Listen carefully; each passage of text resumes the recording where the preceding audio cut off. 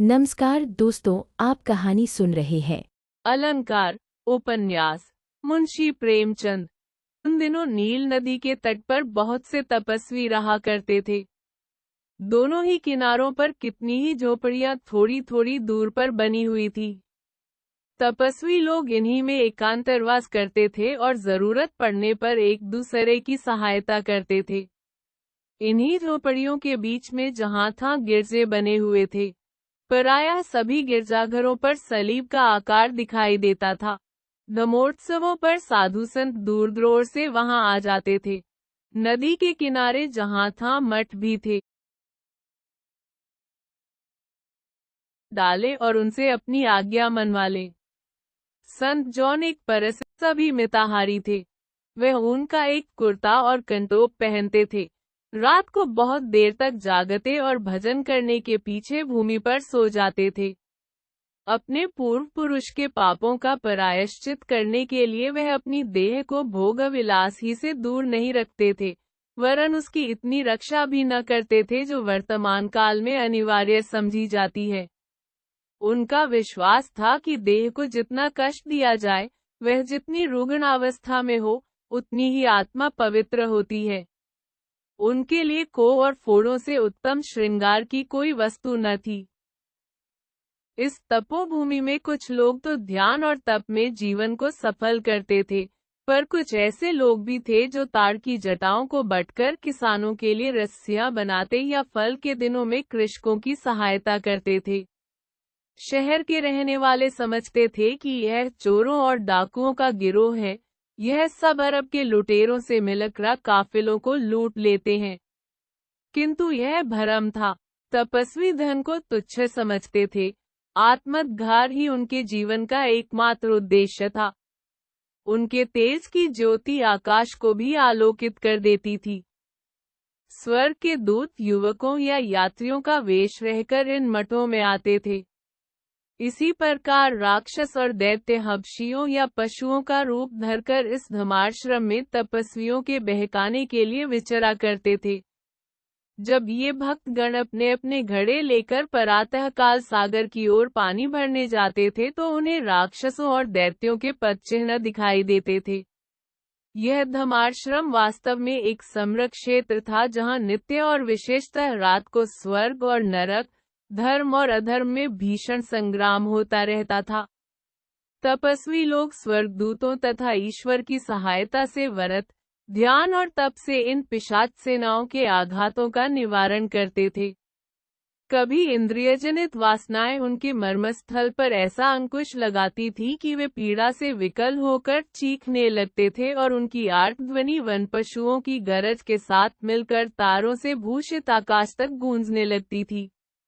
तब वही राक्षस और दैत्य मनोहर वेश धारण कर लेते थे, क्योंकि यद्यपि उनकी सूरत बहुत भयंकर होती है पर वह कभी कभी सुंदर रूप धर लिया करते हैं जिसमें उनकी पहचान न हो सके। तपस्वियों को अपनी कुटियों में वासनाओं के ऐसे दृश्य देखकर विस्मय होता था जिन पर उस समय धुरंधर विलासियों का चित्त मुग्ध हो जाता। लेकिन सलीब की शरण में बैठे हुए तपस्वियों पर उनके प्रलोभनों का कुछ असर न होता था, और यह दुष्टात्माएं सूर्योदय होते ही अपना यथार्थ रूप धारण करके भाग जाती थी। कोई उनसे पूछता तो कहते, हम इसलिए रो रहे हैं कि तपस्वियों ने हमको मारकर भगा दिया है। धमाश्रम के सिद्ध पुरुषों का समस्त देश के दुर्जनों और नास्तिकों पर आतंक सा छाया हुआ था। कभी कभी उनकी धर्मपरायणता बड़ा विकराल रूप धारण कर लेती थी। उन्हें धर्म स्मृतियों ने ईश्वर विमुख प्राणियों को दंड देने का अधिकार प्रदान कर दिया था और जो कोई उनके कोप का भागी होता था उसे संसार की कोई शक्ति बचा न सकती थी। नगरों में, यहाँ तक कि इस्कंदरिया में भी, इन भशन यंत्रणाओं की अद्भुत दंतकथाएं फैली हुई थी। एक महात्मा ने कई दुष्टों को अपने सोटे से मारा, जमीन फट गई और वे उसमें समा गए। अतः दुष्टजन, विशेषकर मदारी, विवाहित पादरी और वेश्याएं, इन तपस्वियों से थर-थर कांपते थे। इन सिद्ध पुरुषों के योग बल के सामने वनजंतु भी शीश झुकाते थे। जब कोई योगी मरणासन होता तो एक सिंह आकर पंजों से उसकी कब्र खोदता था। इससे योगी को मालूम होता था कि भगवान उसे बुला रहे हैं। वह तुरंत जाकर अपने सहयोगियों के मुख चूमता था, तब कब्र में आकर समाधिस्थ हो जाता था। अब तक इस तपाश्रम का प्रधान अंतोनी था, पर अब उसकी अवस्था 100 वर्ष की हो चुकी थी। इसीलिए वह इस स्थान को त्याग कर अपने 2 शिष्यों के साथ, जिनके नाम मकर और अमात्य थे, एक पहाड़ी में विश्राम करने चला गया था। अब इस आश्रम में पापनाशी नाम के एक साधु से बड़ा और कोई महात्मा न था। उसके सत्कर्मों की कीर्ति दूर दूर फैली हुई थी और कई तपस्वी थे जिनके अनुयायियों की संख्या अधिक थी और जो अपने आश्रमों के शासन में अधिक कुशल थे। लेकिन पापनाशी व्रत और तप में सबसे आगे बढ़ा हुआ था, यहाँ तक कि वह 3-3 दिन अनशन व्रत रखता था रात को, और प्रातः काल अपने शरीर को बाणों से छेदता था और वह घंटों भूमि पर मस्तक नवाए पड़ा रहता था। उसके 24 शिष्यों ने अपनी अपनी कुटिया उसकी कुटी के आसपास बना ली थी और योग क्रियाओं में उसी के अनुगामी थे।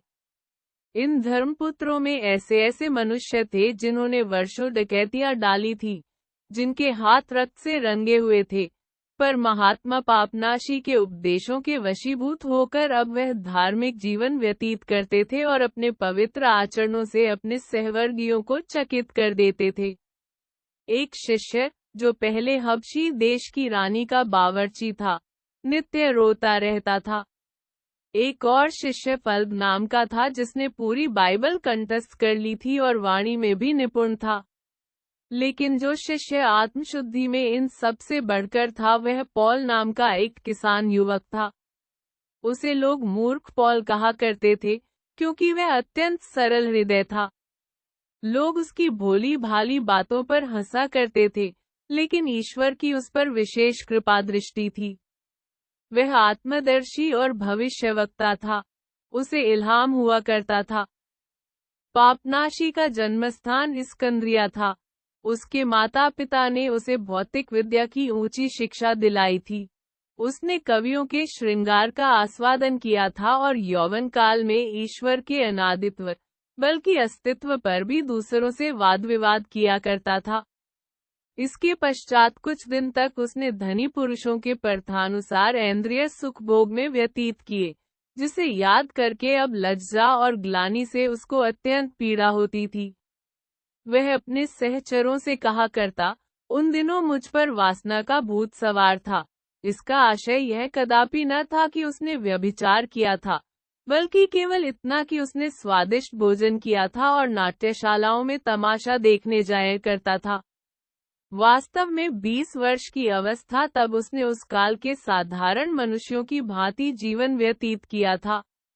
वही भोग लिप्सा अब उसके हृदय में कांटे के समान चुभा करती थी।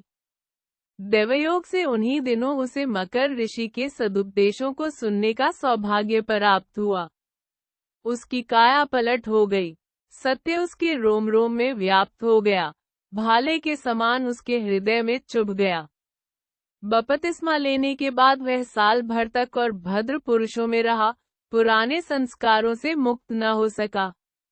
लेकिन एक दिन वह गिरजाघर में गया और वहां उपदेशक को यह पद गाते हुए सुना, यदि तू ईश्वर भक्ति का इच्छुक है तो जा, जो कुछ तेरे पास हो उसे बेच डाल और गरीबों को दे दे।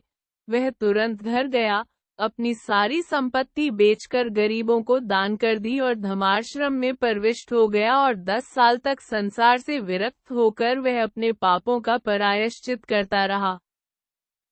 एक दिन वह अपने नियमों के अनुसार उन दिनों का स्मरण कर रहा था, जब वह ईश्वर विमुख था और अपने दुष्कर्मों पर एक एक करके विचार कर रहा था। साहस याद आया कि मैंने इस्कंद्रिया की एक नाट्यशाला में थायस नाम की एक रूपवती नटी देखी थी। वह रमणी रंगशालाओं में नृत्य करते समय अंग प्रत्यंगों की ऐसी मनोहर छवि दिखाती थी कि दर्शकों के हृदय में वासनाओं की तरंगे उठने लगती थी। वह ऐसा थिरकती थी, ऐसे भाव बताती थी, लालसाओं का ऐसा नग्न चित्र खींचती थी कि सजीले युवक और धनी वृद्ध कामातुर होकर उसके गृह द्वार पर फूलों की मालाएं भेंट करने के लिए आते। थायस उसका सहर्ष स्वागत करती और उन्हें अपनी अंकस्थली में आश्रय देती। इस प्रकार वह केवल अपनी ही आत्मा का सर्वनाश न करती थी, वरन दूसरों की आत्माओं का भी खून करती थी। पापनाशी स्वयं उसके मायापाश में फंसते फंसते रह गया था। वह काम तृष्णा से उन्मत्त होकर एक बार उसके द्वार तक चला गया था, लेकिन वाराग्ना के चौखट पर वह ठिठक गया, कुछ तो उठती हुई जवानी की स्वाभाविक कातरता के कारण और कुछ इस कारण कि उसकी जेब में रुपए न थे। क्रूओं की उसकी माता इसका सदैव ध्यान रखती थी कि वह धन का अपव्यय न कर सके। ईश्वर ने इन्हीं दो साधनों द्वारा उसे पाप के अग्निकुंड में गिरने से बचा लिया। किंतु पापनाशी ने इस असीम दया के लिए ईश्वर को धन्यवाद दिया, क्योंकि उस समय उसके ज्ञान चक्षु बंद थे। वह न जानता था कि मैं मिथ्या आनंद भोग की धुन में पड़ा हूँ। अब अपनी एकांत कुटी में उसने पवित्र सलीब के सामने मस्तक झुका दिया और योग के नियमों के अनुसार बहुत देर तक थायस का स्मरण करता रहा, क्योंकि उसने मूर्खता और अंधकार के दिनों में उसके चित्त को इंद्रिय सुख भोग की इच्छाओं से आंदोलित किया था। कई घंटे ध्यान में डूबे रहने के बाद थायस की स्पष्ट और सजीव मूर्ति उसके हृदय नेत्रों के आगे आ खड़ी हुई। अब भी उसकी रूप शोभा उतनी ही अनुपम थी जितनी उस समय जब उसने उसकी कुवासनाओं को उत्तेजित किया था। वह बड़ी कोमलता से गुलाब की सेज पर सिर झुकाए लेटी हुई थी। उसके कमल नेत्रों में एक विचित्र आर्द्रता, एक विलक्षण ज्योति थी।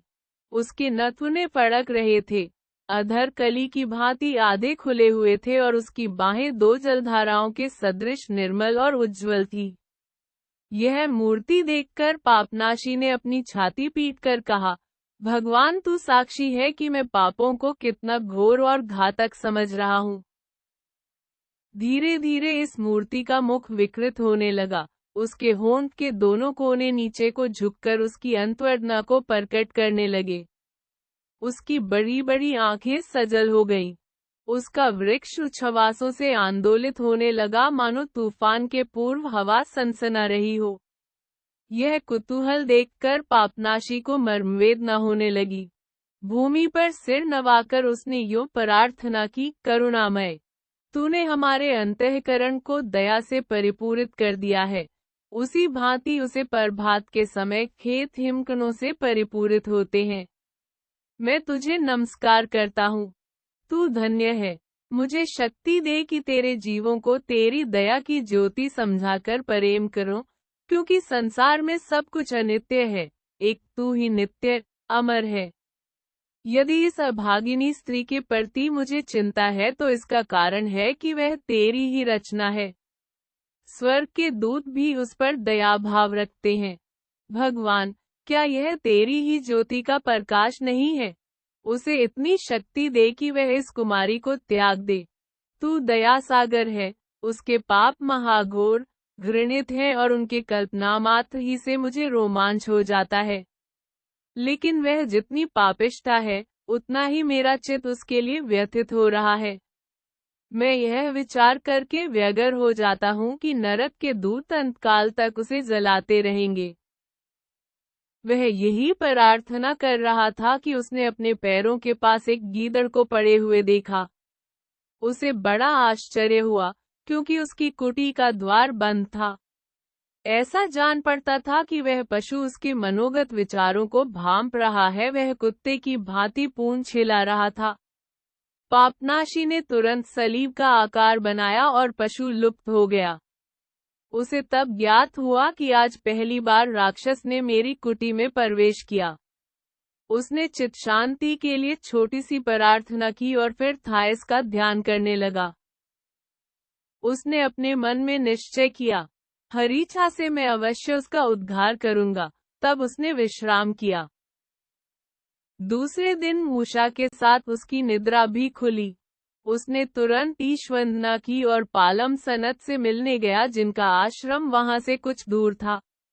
उसने संत महात्मा को अपने स्वभाव के अनुसार प्रफुल्लित से भूमि खोदते पाया। पालम बहुत वृद्ध थे। उन्होंने एक छोटी सी फुलवाड़ी लगा रखी थी। वनजंतु आकर उनके हाथों को चाटते थे और पिशाचादि कभी उन्हें कष्ट न देते थे। उन्होंने पापनाशी को देखकर नमस्कार किया। पापनाशी ने उत्तर देते हुए कहा, भगवान तुम्हें शांति दे। पालम, तुम्हें भी भगवान शांति दे।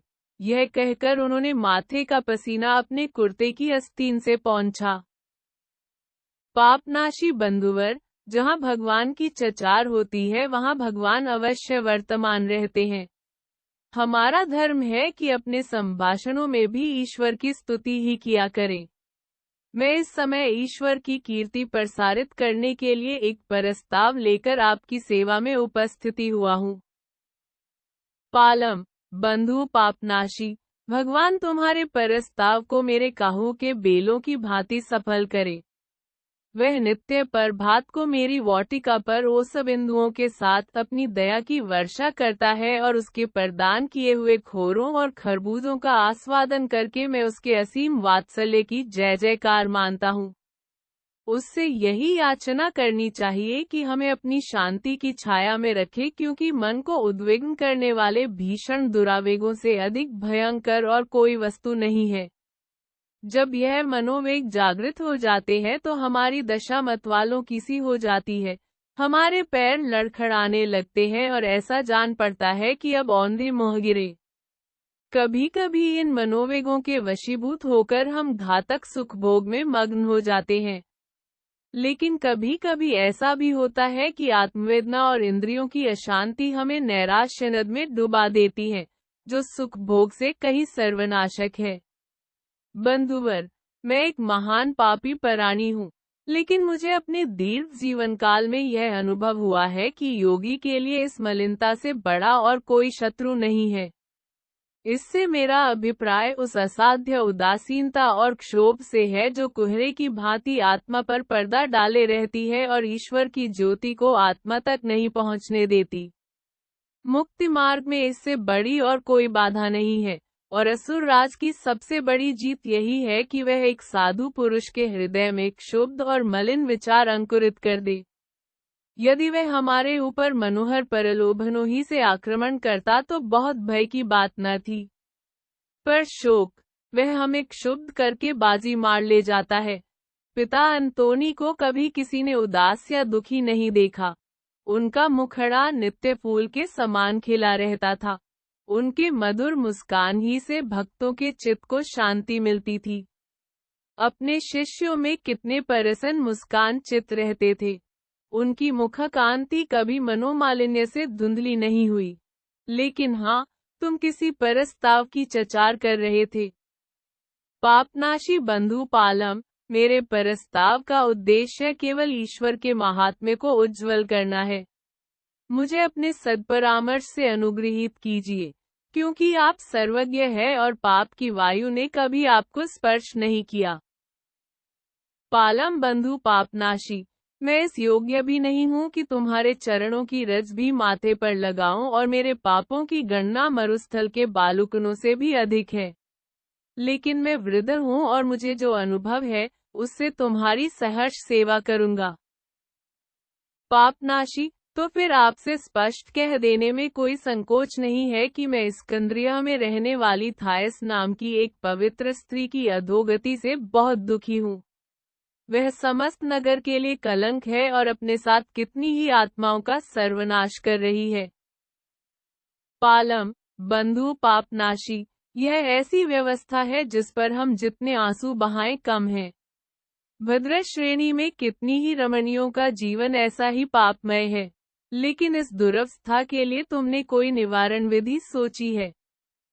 पापनाशी बंधु पालम, मैं स्कंद्रिया जाऊंगा, इस वेश्या की तलाश करूंगा और ईश्वर की सहायता से उसका उद्धार करूंगा।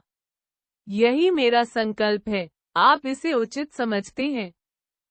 पालम प्रिय बंधु, मैं एक अधम प्राणी हूँ, किंतु हमारे पूज्य गुरु अंतोनी का कथन था कि मनुष्य को अपना स्थान छोड़कर कहीं और जाने के लिए उतावली न करनी चाहिए।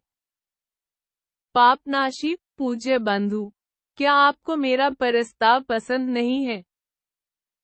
पालम प्रिय पापनाशी, ईश्वर न करे कि मैं अपने बंधु के विशुद्ध भावों पर शंका करूं, लेकिन हमारे श्रद्धेय गुरु अंतोनी का यह भी कथन था कि जैसे मछलियां सूखी भूमि पर मर जाती हैं, वही दशा उन साधुओं की होती है जो अपनी कुटी छोड़कर संसार के प्राणियों से मिलते जुलते हैं। वहां भलाई की कोई आशा नहीं। यह कहकर संत पालम ने फिर कुदाल हाथ में ली और धरती गोड़ने लगे। वह फल से लदे हुए एक अंजीर के वृक्ष की जड़ों पर मिट्टी चा रहे थे। वह कुदाल चला ही रहे थे कि झाड़ियों में सनसनाहट हुई और एक हिरन बाग के बाड़े के ऊपर से कूदकर अंदर आ गया। वह सहमा हुआ था, उसकी कोमल टांगे कांप रही थी। वह संत पालम के पास आया और अपना मस्तक उनकी छाती पर रख दिया। पालम ने कहा, ईश्वर को धन्य है जिसने इस सुंदर वनजंतु की सृष्टि की। इसके पश्चात पालम संत अपने झोपड़े में चले गए। हिरन भी उनके पीछे पीछे चला। संत ने तब ज्वार की रोटी निकाली और हिरन को अपने हाथों से खिलाई। पापनाशी कुछ देर तक विचार में मग्न खड़ा रहा। उसकी आंखें अपने पैरों के पास पड़े हुए पत्थरों पर जमी हुई थी। तब वह पालम संत की बातों पर विचार करता हुआ धीरे धीरे अपनी कुटी की ओर चला। उसके मन में इस समय भीषण संग्राम हो रहा था। उसने सोचा, संत पालम की सलाह अच्छी मालूम होती है। वह दूरदर्शी पुरुष हैं, उन्हें मेरे प्रस्ताव के औचित्य पर संदेह है। तथापि थायस को घात पिशाचों के हाथों में छोड़ देना घोर निर्दयता होगी। ईश्वर मुझे प्रकाश और बुद्धि दे। चलते चलते उसने एक तीतर को जाल में फंसे हुए देखा जो किसी शिकारी ने बिछा रखा था। यह तीतरी मालूम होती थी, क्योंकि उसने एक क्षण में नर को जाल के पास उड़कर और जाल के फंदे को चोंच से काटते देखा, यहाँ तक कि जाल में तीतरी के निकलने भर का छिद्र हो गया। योगी ने घटना को विचारपूर्ण नेत्रों से देखा और अपनी ज्ञान शक्ति से सहज में इसका आध्यात्मिक आशय समझ लिया। तीतरी के रूप में थॉमस थी, जो पाप जाल में फंसी हुई थी, और जैसे तीतर ने रस्सी का जाल काटकर उसे मुक्त कर दिया था, वह भी अपने योग बल और सदुपदेश से उन अदृश्य बंधनों को काट सकता था जिनमें थॉमस फंसी हुई थी। उसे निश्चय हो गया कि ईश्वर ने इस रीति से मुझे परामर्श दिया है। उसने ईश्वर को धन्यवाद दिया। उसका पूर्व संकल्प दृढ़ हो गया। लेकिन फिर जो देखा, नर की टांग उसी जाल में फंसी हुई थी जिसे काटकर उसने मादा को निवृत्त किया था, तो वह फिर भ्रम में पड़ गया। वह सारी रात करवटें बदलता रहा। उषा काल के समय उसने एक स्वप्न देखा। थायस की मूर्ति फिर उसके सम्मुख उपस्थित हुई। उसके मुखचंद्र पर कलुषित विलास की आभा न थी, न वह अपने स्वभाव के अनुसार रत्नजटिल वस्त्र पहने हुए थी। उसका शरीर एक लंबी चौड़ी चादर से का हुआ था, जिससे उसका मुंह भी छिप गया था। केवल 2 आंखें दिखाई दे रही थी, जिनमें से गाढ़े आंसू बह रहे थे। यह स्वप्न दृश्य देखकर पापनाशी शोक से विह्वल हो रोने लगा और यह विश्वास करके कि यह दैवी आदेश है, उसका विकल्प शांत हो गया। वह तुरंत उठ बैठा, जरीब हाथ में ली जो ईसाई धर्म का एक चिन्ह था। कुटी के बाहर निकला, सावधानी से द्वार बंद किया, जिसमें वनजंतु और पक्षी अंदर जाकर ईश्वर ग्रंथ को गंदा न कर दे जो उसके सिरहाने रखा हुआ था। तब उसने अपने प्रधान शिष्य फल्त को बुलाया और उसे शेष 23 शिष्यों के निरीक्षण में छोड़कर केवल एक लाल चोगा पहने हुए नील नदी की ओर प्रस्थान किया।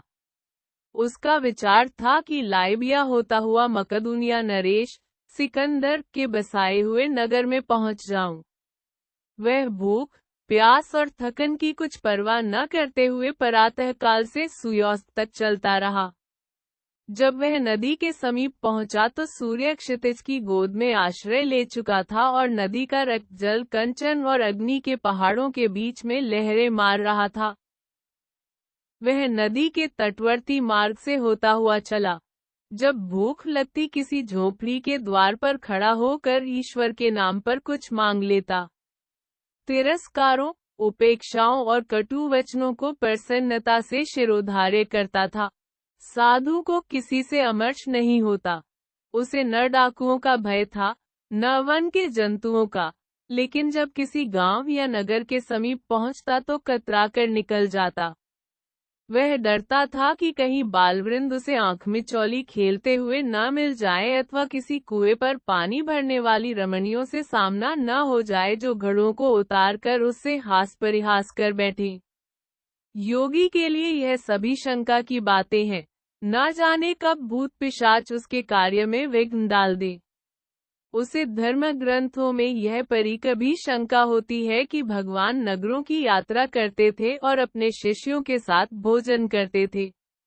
योगियों की आश्रम वाटिका के पुष्प जितने सुंदर हैं, उतने ही कोमल भी होते हैं। यहाँ तक कि सांसारिक व्यवहार का एक झोंका भी उन्हें झुलसा सकता है, उनकी मनोरम शोभा को नष्ट कर सकता है। इन्हीं कारणों से पापनाशी नगरों और बस्तियों से अलग अलग रहता था कि अपने स्वजातीय भाइयों को देखकर उसका चित्त उनकी ओर आकर्षित न हो जाए। वह निर्जन मार्गों पर चलता था। संध्या समय जब पक्षियों का मधुर कलरव सुनाई देता और समीर के मंद झोंके आने लगते तो अपने कंटोप को आंखों पर खींच लेता कि उस पर प्रकृति सौंदर्य का जादू न चल जाए। इसके प्रतिकूल भारतीय ऋषि महात्मा प्रकृति सौंदर्य के रसिक होते थे। एक सप्ताह की यात्रा के बाद वह सिलसिल नाम के स्थान पर पहुंचा। वहां नील नदी एक संकरी घाटी में होकर बहती है और उसके तट पर पर्वत श्रेणी की दोहरी मेंडसी बनी हुई है। इसी स्थान पर मिस्र निवासी अपने पिशाच पूजा के दिनों में मूर्तियां अंकित करते थे। पापनाशी को एक बृहदाकार स्फिंक्स ठोस पत्थर का बना हुआ दिखाई दिया। इस भय से कि इस प्रतिमा में अब भी पैशाचिक विभूतियां संचित न हो, पापनाशी ने सलीब का चिन्ह बनाया और प्रभु मसीह का स्मरण किया। तत्क्षण उसने प्रतिमा के एक कान में से एक चमगादड़ को उड़कर भागते देखा। पापनाशी को विश्वास हो गया कि मैंने उस पिशाच को भगा दिया जो शताब्दियों से इन प्रतिमा में अड्डा जमाए हुए था। उसका धमोर्थ साहबा, उसने एक पत्थर उठाकर प्रतिमा के मुख पर मारा। चोट लगते ही प्रतिमा का मुख इतना उदास हो गया कि पापनाशी को उस पर दया आ गई। उसने उसे संबोधित करके कहा, हे परेत, तू भी उन परेतों की भांति प्रभु पर ईमान ला जिन्हें प्रातः स्मरणीय अंतोनी ने वन में देखा था, और मैं ईश्वर, उसके पुत्र और अलख ज्योति के नाम पर तेरे उद्धार करूंगा। यह वाक्य समाप्त होते ही सिनफक्स के नेत्रों में अग्नि ज्योति प्रस्फुटित हुई। उसकी पलकें कांपने लगी और उसके पाषाण मुख से मसीह की ध्वनि निकली, माना पापनाशी के शब्द प्रतिध्वनित हो गए हों। अतः पापनाशी ने दाहिना हाथ उठाकर उस मूर्ति को आशीर्वाद दिया। इस प्रकार पाषाण हृदय में भक्ति का बीज आरोपित करके पापनाशी ने अपनी राह ली। थोड़ी देर के बाद घाटी चौड़ी हो गई। वहां किसी बड़े नगर के अवशिष्ट चिन्ह दिखाई दिए। बचे हुए मंदिर जिन खंभों पर अवलंबित थे, वास्तव के उन बड़ी बड़ी पाषाण मूर्तियों ने ईश्वरीय प्रेरणा से पापनाशी पर एक लंबी निगाह डाली। वह भय से कांप उठा। इस प्रकार वह 17 दिन तक चलता रहा। क्षुधा से व्याकुल होता तो वनस्पतियां उखाड़कर खा लेता और रात को किसी भवन के खंडहर में जंगली बिल्लियों और चूहों के बीच में सो रहता। रात को ऐसी स्त्रियां भी दिखाई देती थी जिनके पैरों की जगह कांटेदार पूंछ थी। पापनाशी को मालूम था कि यह नारकीय स्त्रियां हैं और वह सलीब के चिन्ह बनाकर उन्हें भगा देता था। 18वें दिन पापनाशी को बस्ती से बहुत दूर एक दरिद्र झोपड़ी दिखाई दी। वह खजूर के पत्तियों की थी और उसका आधा भाग बालू के नीचे दबा हुआ था। उसे आशा हुई कि इनमें अवश्य कोई संत रहता होगा।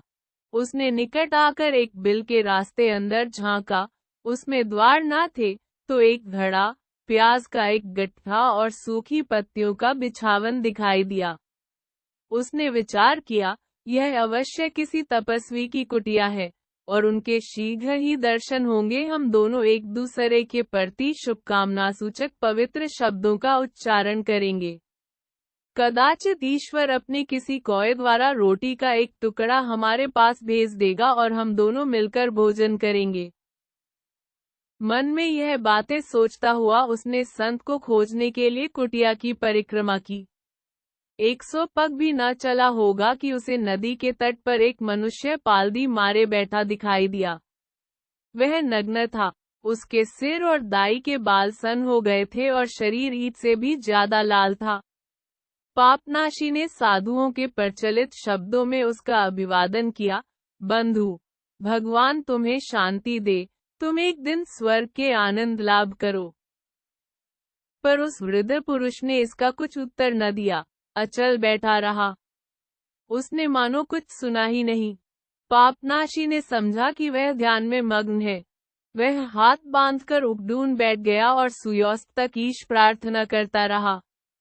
जब अब भी वह वृद्ध पुरुष मूर्तिवत बैठा रहा तो उसने कहा, पूज्य पिता, अगर आपकी समाधि टूट गई है तो मुझे प्रभु मसीह के नाम पर आशीर्वाद दीजिए।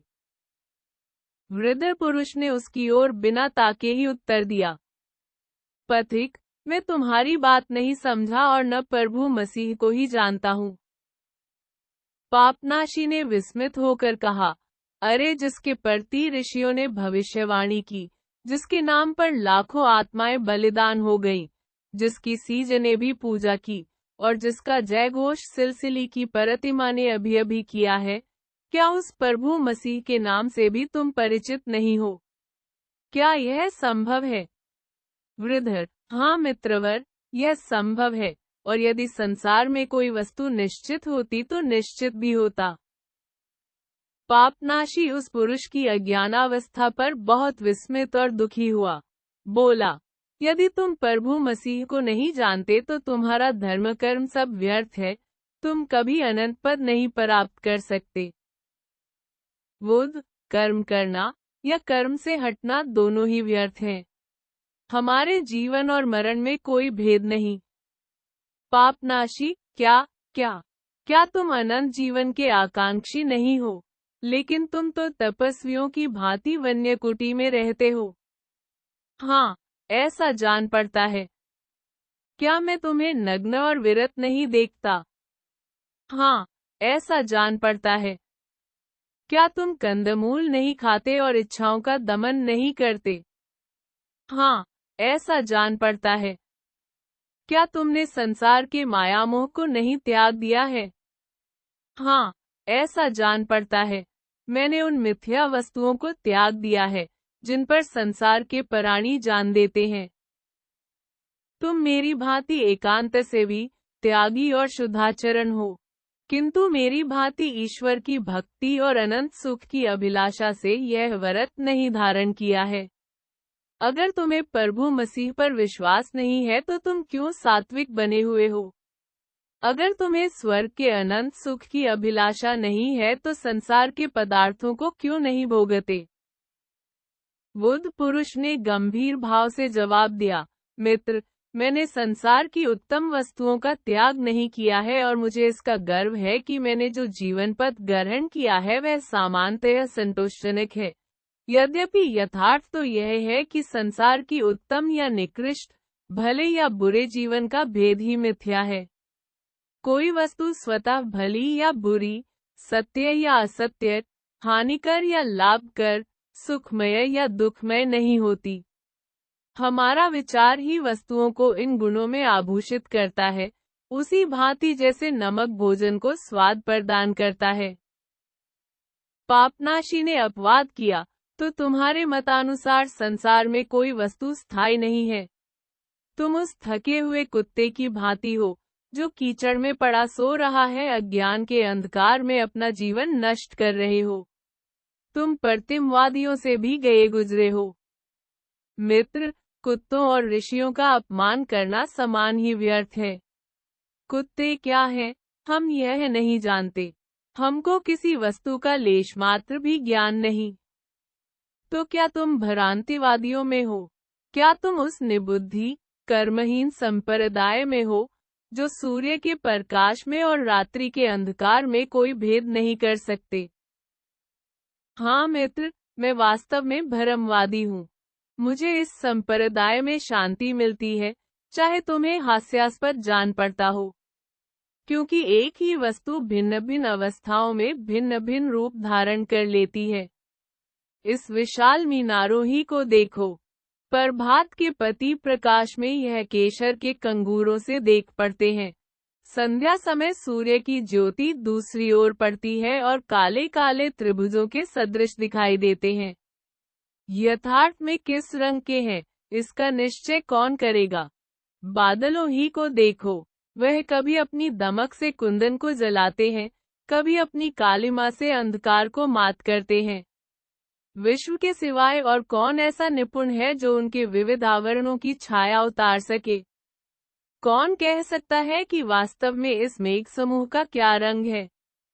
सूर्य मुझे ज्योतिर्मय दिखता है, किंतु मैं उसके तत्व को नहीं जानता। मैं आग को जलते हुए देखता हूँ, पर नहीं जानता कि कैसे जलती है और क्यों जलती है। मित्रवर, तुम व्यर्थ मेरी उपेक्षा करते हो, लेकिन मुझे इसकी भी चिंता नहीं कि कोई मुझे क्या समझता है, मेरा मान करता है या निंदा। पापनाशी ने फिर शंका की, अच्छा एक बात और बता दो, तुम इस निर्जन वन में प्याज और छुहारे खाकर जीवन व्यतीत करते हो, तुम इतना कष्ट क्यों भोगते हो? तुम्हारे ही समान मैं भी इंद्रियों का दमन करता हूँ और एकांत में रहता हूँ, लेकिन मैं यह सब कुछ ईश्वर को प्रसन्न करने के लिए, स्वगीर्य आनंद भोगने के लिए करता हूँ। यह एक मार्जनीय उद्देश्य है, पर लोक सुख के लिए ही इस लोक में कष्ट उठाना बुद्धिसंगत है। इसके प्रतिकूल व्यर्थ बिना किसी उद्देश्य के संयम और व्रत का पालन करना, तपस्या से शरीर और रक्त तो घुलाना निरी मूर्खता है।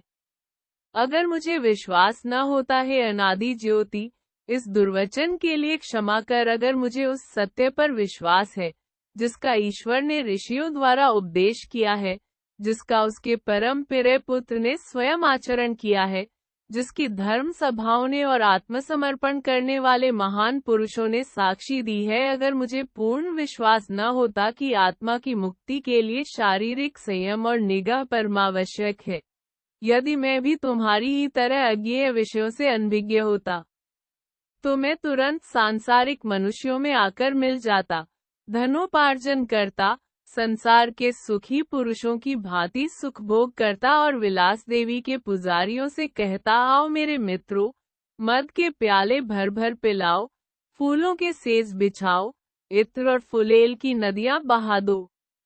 लेकिन तुम कितने बड़े मूर्ख हो कि व्यर्थ ही इन सुखों को त्याग रहे हो। तुम बिना किसी लाभ की आशा के यह सब कष्ट उठाते हो, देते हो, मगर पाने की आशा नहीं रखते, और नकल करते हो हम तपस्वियों की, जैसे अबोध बंदर दीवार पर रंग पोत कर अपने मन में समझता है कि मैं चित्रकार हो गया। इसका तुम्हारे पास क्या जवाब है? वृद्ध ने सहिष्णुता से उत्तर दिया, मित्र, कीचड़ में सोने वाले कुत्ते और अबोध बंदर का जवाब ही क्या? पापनाशी का उद्देश्य केवल इस वृद्ध पुरुष को ईश्वर का भक्त बनाना था। उसकी शांति वृत्ति पर वह लज्जित हो गया, उसका क्रोध उड़ गया, बड़ी नम्रता से क्षमा प्रार्थना की, मित्रवर, अगर मेरा धर्मोत्साह औचित्य की सीमा से बाहर हो गया है तो मुझे क्षमा करो। ईश्वर साक्षी है कि मुझे तुमसे नहीं, केवल तुम्हारी भ्रांति से घृणा है। तुमको इस अंधकार में देखकर मुझे हार्दिक वेदना होती है, और तुम्हारे उद्गार की चिंता मेरे रोम रोम में व्याप्त हो रही है। तुम मेरे प्रश्नों का उत्तर दो, मैं तुम्हारी उक्तियों का खंडन करने के लिए उत्सुक हूँ। वृद्ध पुरुष ने शांतिपूर्वक कहा, मेरे लिए बोलना या चुप रहना एक ही बात है। तुम पूछते हो, इसलिए सुनो, जिन कारणों से मैंने वह सात्विक जीवन ग्रहण किया है, लेकिन मैं तुमसे इनका प्रतिवाद नहीं सुनना चाहता। मुझे तुम्हारी वेदना, शांति की कोई परवाह नहीं, और न इसकी परवाह है कि तुम मुझे क्या समझते हो। मुझे न प्रेम है न घृणा। बुद्धिमान पुरुष को किसी के प्रति ममत्व या द्वेष न होना चाहिए। लेकिन तुमने जिज्ञासा की है, उत्तर देना मेरा कर्तव्य है। सुनो, मेरा नाम टिमाक्लीज है।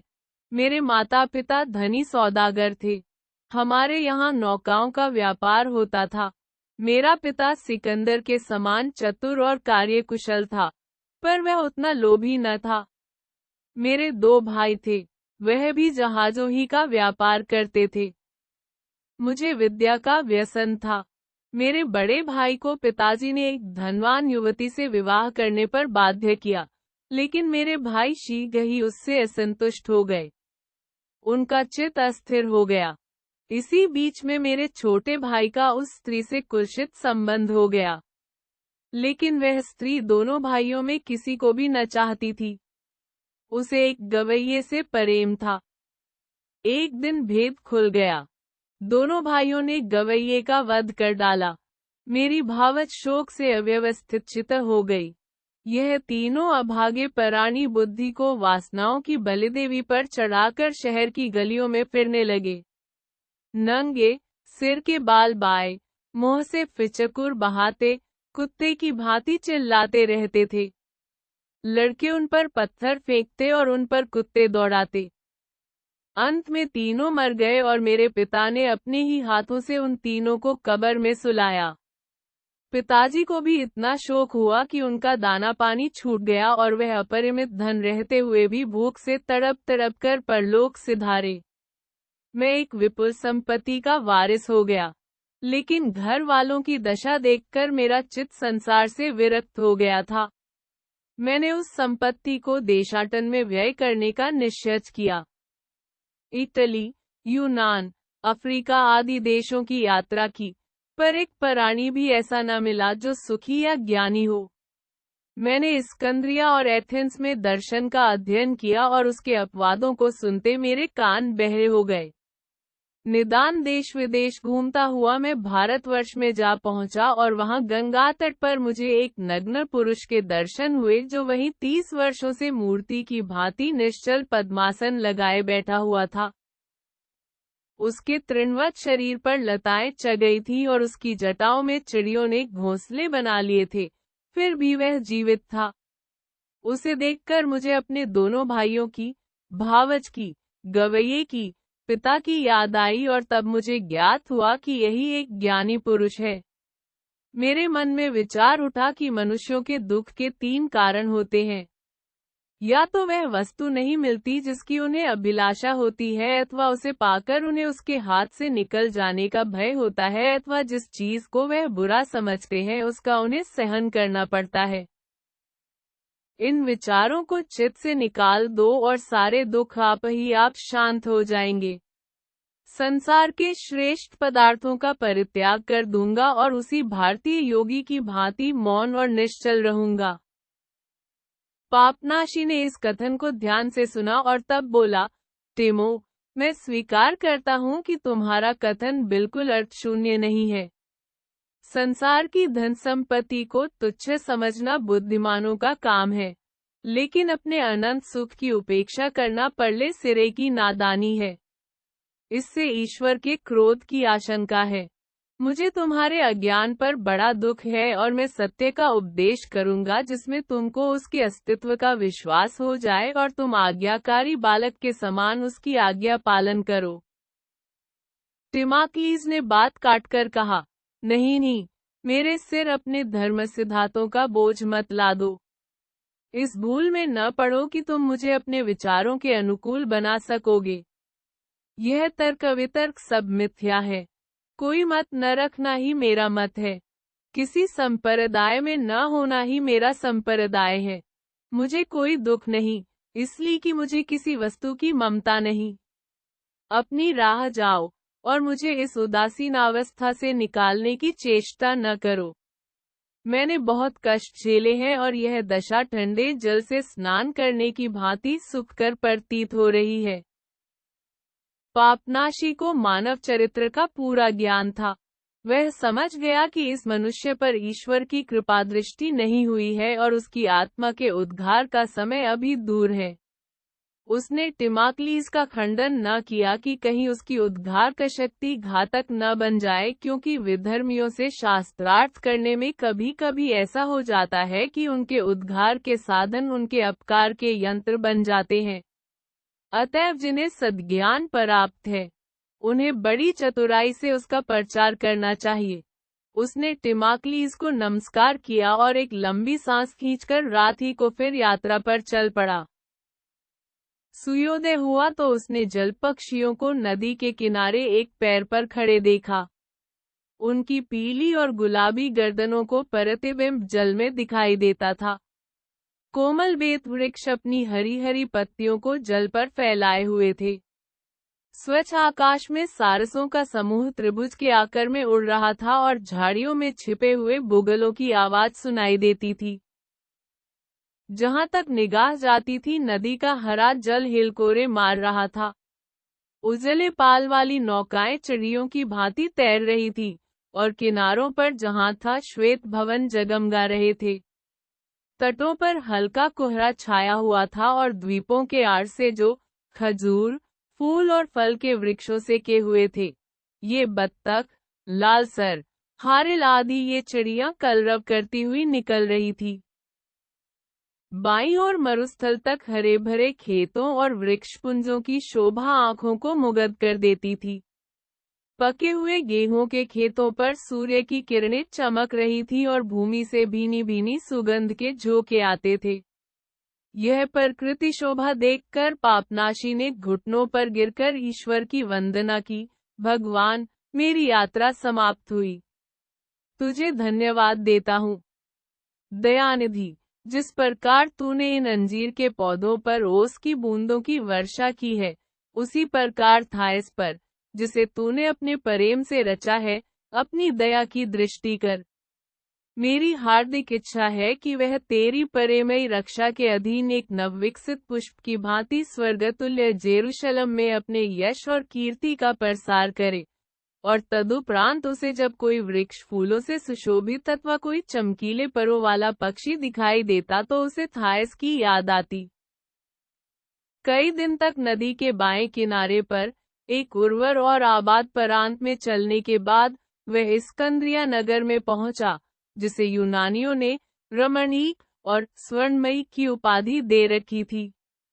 सूर्योदय की एक घड़ी बीत चुकी थी जब उसे एक पहाड़ी के शिखर पर वह विस्तृत नगर नजर आया, जिसकी छतें कंचनमयी प्रकाश में चमक रही थी। वह ठहर गया और मन में विचार करने लगा, यही वह मनोरम भूमि है जहां मैंने मृत्युलोक में पदार्पण किया। यही मेरे पापमय जीवन की उत्पत्ति हुई।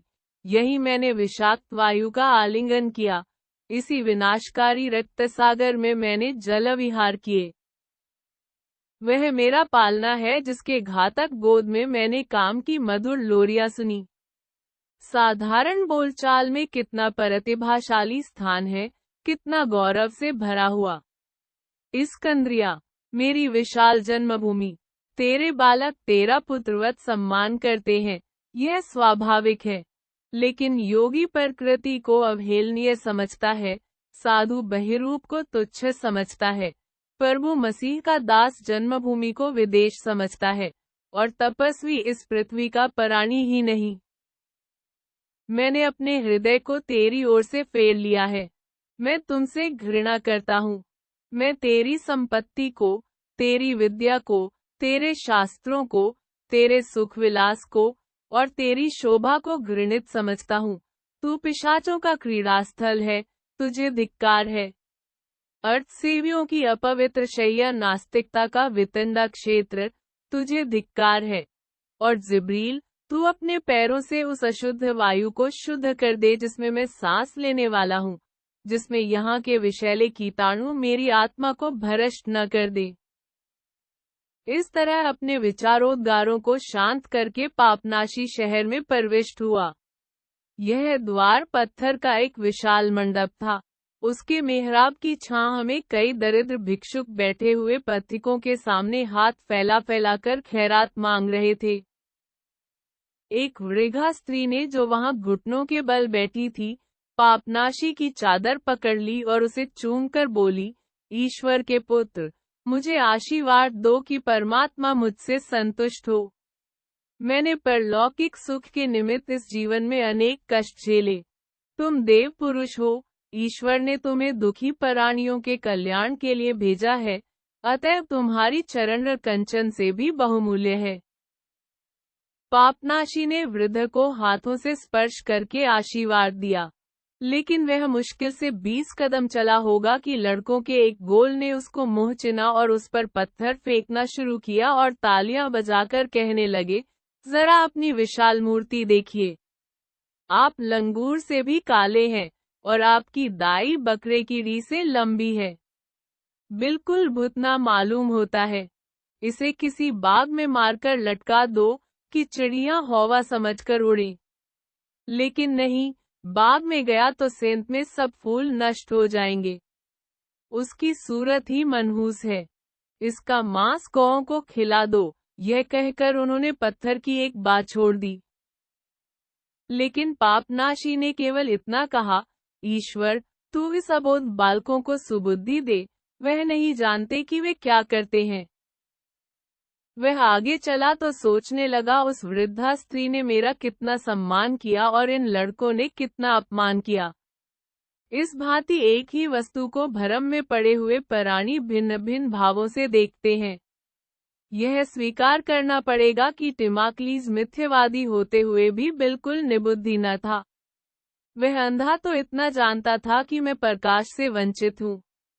उसका वचन इन दुराग्रहियों से कहीं उत्तम था जो घने अंधकार में बैठे पुकारते हैं, वह सूर्य है। वह नहीं जानते कि संसार में सब कुछ माया, मृग तृष्णा, उड़ता हुआ बालू है। केवल ईश्वर ही स्थायी है। वह नगर में बड़े वेग से पांव उठाता हुआ चला। 10 वर्ष के बाद देखने पर भी उसे वहां का एक एक पत्थर परिचित मालूम होता था और प्रत्येक पत्थर उसके मन में किसी दुष्कर्म की याद दिलाता था। इसलिए उसने सड़कों से जड़े हुए पत्थरों पर अपने पैरों को पटकना शुरू किया और जब पैरों से रक्त बहने लगा तो उसे आनंद सा हुआ। सड़क के दोनों किनारों पर बड़े बड़े महल बने हुए थे जो सुगंध की लपटों से अलसित जान पड़ते थे। देवदार, छुहारे आदि के वृक्ष सिर उठाए हुए इन भवनों को मानो बालकों की भांति गोद में खिला रहे थे। अधखुले द्वारों में से पीतल की मूर्तियां संगमरमर के गमलों में रखी हुई दिखाई दे रही थी और स्वच्छ जल के हौस कुंजों की छाया में लहरें मार रहे थे। पूर्ण शांति छाई थी। शोरगुल का नाम न था। हाँ, कभी कभी द्वार से आने वाली वीणा की ध्वनि कान में आ जाती थी। पापनाशी एक भवन के द्वार पर रुका जिसकी सायबान के स्तंभ युवतियों की भांति सुंदर थे। दीवारों पर यूनान के सर्वश्रेष्ठ ऋषियों की प्रतिमाएं शोभा दे रही थी। पापनाशी ने अफलातों, सुकरात, अरस्तु, एपिक्यूरस और जिनों की प्रतिमाएं पहचानी और मन में कहा, इन मिथ्याभरम में पड़ने वाले मनुष्यों को, कीर्तियों को, मूर्तियों को मूर्तिमान करना मूर्खता है। अब उनके मियाँ विचारों की कलई खुल गई। उनकी आत्मा अब नरक में पड़ी सड़ रही है और यहाँ तक कि अफलातों भी, जिसने संसार को अपनी प्रगल्भता से गुंजरित कर दिया था, अब पिशाचों के साथ तू मैं कर रहा है। द्वार पर एक हथौड़ी रखी हुई थी। पापनाशी ने द्वार खटखटाया। एक गुलाम ने तुरंत द्वार खोल दिया और एक साधु को द्वार पर खड़े देखकर कर्कश स्वर में बोला, दूर हो यहाँ से, दूसरा द्वार देख, नहीं तो मैं डंडे से खबर लूंगा। पापनाशी ने सरल भाव से कहा, मैं कुछ भिक्षा मांगने नहीं आया हूँ। मेरी केवल यही इच्छा है कि मुझे अपने स्वामी निसियास के पास ले चलो। गुलाम ने और भी बिगड़कर जवाब दिया, मेरा स्वामी तुम जैसे कुत्तों से मुलाकात नहीं करता। पापनाशी, पुत्र, जो मैं कहता हूँ वह करो। अपने स्वामी से इतना ही कह दो कि मैं उससे मिलना चाहता हूँ। दरबान ने क्रोध के आवेश में आकर कहा, चला जा यहाँ से, भिखमंगा कहीं का, और अपनी छड़ी उठाकर उसने पापनाशी के मुंह पर जोर से लगाई। लेकिन योगी ने छाती पर हाथ बांधे, बिना जरा भी उत्तेजित हुए, शांत भाव से यह चोट सह ली और तब विनयपूर्वक फिर वही बात कही, पुत्र, मेरी याचना स्वीकार करो। दरबान ने चकित होकर मन में कहा, यह तो विचित्र आदमी है जो मार से भी नहीं डरता, और तुरंत अपने स्वामी से पापनाशी का संदेशा कह सुनाया। निसियास अभी स्नानागार से निकला था। 2 युवतियां उसकी देह पर तेल की मालिश कर रही थी। वह रूपवान पुरुष था, बहुत ही परिसंचित। उसके मुख पर कोमल व्यंग की आभा थी। योगी को देखते ही वह उठ खड़ा हुआ और हाथ फैलाए हुए उसकी ओर आओ मेरे मित्र, मेरे बंधु, मेरे सहपाठी, आओ। मैं तुम्हें पहचान गया, यद्यपि तुम्हारी सूरत इस समय आदमियों की सी नहीं, पशुओं की सी है। आओ, मेरे गले से लग जाओ। तुम्हें वह दिन याद है जब हम व्याकरण, अलंकार और दर्शन शास्त्र पढ़ते थे। तुम उस समय भी तीव्र और उद्दंड प्रकृति के मनुष्य थे, पर पूर्ण सत्यवादी। तुम्हारी तृप्ति एक चुटकी भर नमक में हो जाती थी, पर तुम्हारी दानशीलता का वारापार न था। तुम अपने जीवन की भांति अपने धन की भी कुछ परवाह न करते थे। तुम में उस समय भी थोड़ी सी झक थी जो बुद्धि की कुशलता का लक्षण है। तुम्हारे चरित्र की विचित्रता मुझे बहुत भली मालूम होती थी। आज तुमने उस वर्षों के बाद दर्शन दिए हैं। हृदय से मैं तुम्हारा स्वागत करता हूँ। तुमने वन्य जीवन को त्याग दिया और ईसाइयों की दुर्मति को तिलांजलि देकर फिर अपने सनातन धर्म पर आरूढ़ हो गए। इसके लिए तुम्हें बधाई देता हूँ। मैं सफेद पत्थर पर इस दिन का स्मारक बनाऊंगा। यह कहकर उसने उन दोनों युवती सुंदरियों को आदेश दिया, मेरे प्यारे मेहमान से हाथों पैरों और दाई में सुगंध लगाओ। युवतियां हंसी और तुरंत एक थाल, सुगंध की शीशी और आईना लाई। लेकिन पापनाशी ने कठोर स्वर से उन्हें मना किया और आंखें नीची कर ली कि उन पर निगाह न पड़ जाए, क्योंकि दोनों नग्न थी। निसियास ने तब उसके लिए गावत किए और बिस्तर मंगाए और नाना प्रकार के भोजन और उत्तम शराब उसके सामने रखी। पर उसने घृणा के साथ सब वस्तुओं को सामने से हटा दिया। तब बोला, निसियास, मैंने उस सतपथ का परित्याग नहीं किया जिसे तुमने गलती से ईसाइयों की दुर्मति कहा है। वही तो सत्य की आत्मा और ज्ञान का प्राण है। आदि में केवल शब्द था और शब्द के साथ ईश्वर था और शब्द ही ईश्वर था। उसी ने समस्त ब्रह्मांड की रचना की। वही जीवन का स्रोत है और जीवन मानव जाति का प्रकाश है। निसियास ने उत्तर दिया, पिरे पापनाशी, क्या तुम्हें आशा है कि मैं अर्थहीन शब्दों के झंकार से चकित हो जाऊंगा? क्या तुम भूल गए कि मैं स्वयं छोटा मोटा दार्शनिक हूँ? क्या तुम समझते हो कि मेरी शांति उन चिथड़ों से हो जाएगी जो कुछ निबुद्धि मनुष्यों ने इमलियस के वस्त्रों से फाड़ लिया है, जब इसलिए फलातों और अन्य तत्वज्ञानियों से मेरी शांति न हुई? ऋषियों के निकाले हुए सिद्धांत केवल कल्पित कथाएं हैं जो मानव सरल हृदयता के मनोरंजन के निमित्त कही गई है। उनको पढ़कर हमारा मनोरंजन उसी भांति होता है जैसे अन्य कथाओं को पढ़कर। इसके बाद अपने मेहमान का हाथ पकड़कर वह उसे एक कमरे में ले गया जहां हजारों लपेटे हुए भोजपत्र टोकरों में रखे हुए थे। उन्हें दिखाकर बोला, यही मेरा पुस्तकालय है। इसमें उन सिद्धांतों में से कितनों ही का संग्रह है जो ज्ञानियों ने सृष्टि के रहस्य की व्याख्या करने के लिए आविष्कृत किए हैं। सेरापियम में भी अतुल धन के होते हुए सब सिद्धांतों का संग्रह नहीं है। लेकिन शोक, यह सब केवल रोग पीड़ित मनुष्यों के स्वप्न हैं। उसने तब अपने मेहमान को एक हाथी दांत की कुर्सी पर जबरदस्ती बैठाया और खुद भी बैठ गया। पापनाशी ने इन पुस्तकों को देखकर त्योरियां चाई और बोला, इन सबको अग्नि की भेंट कर देना चाहिए। निसियास बोला, नहीं प्रिय मित्र, यह घोर अनर्थ होगा, क्योंकि रोगण पुरुषों को मिटा दे तो संसार शुष्क और नीरस हो जाएगा और हम सब विचार शैथिल्य के गे में जा पड़ेंगे।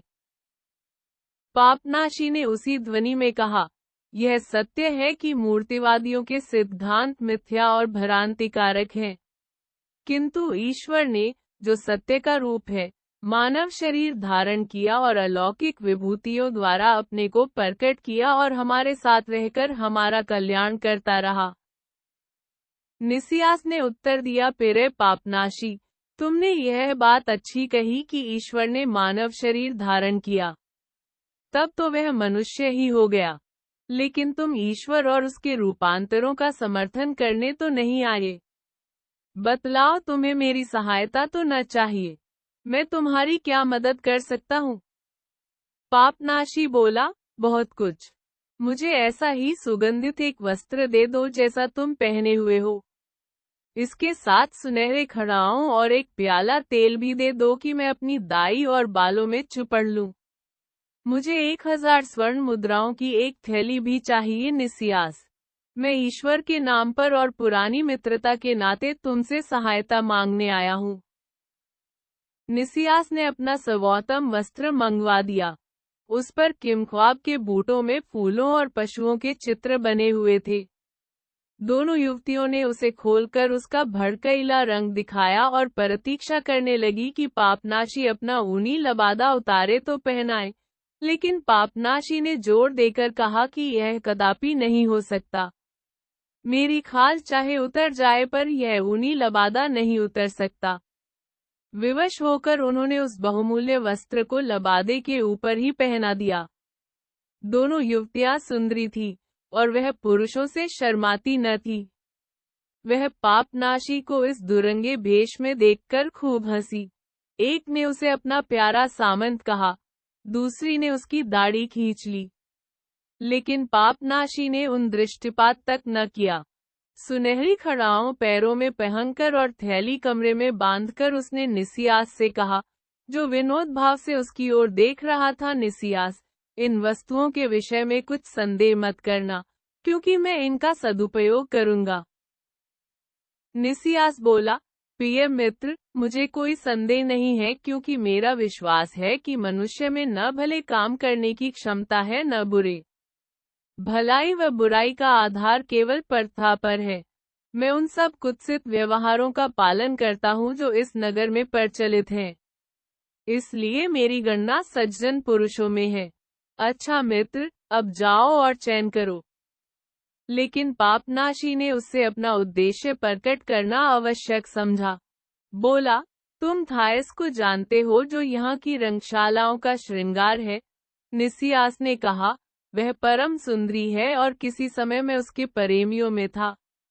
उसकी खातिर मैंने एक कारखाना और 2 अनाज के खेत बेच डाले और उसके विरह वर्णन में निकृष्ट कविताओं से भरे हुए 3 ग्रंथ लिख डाले।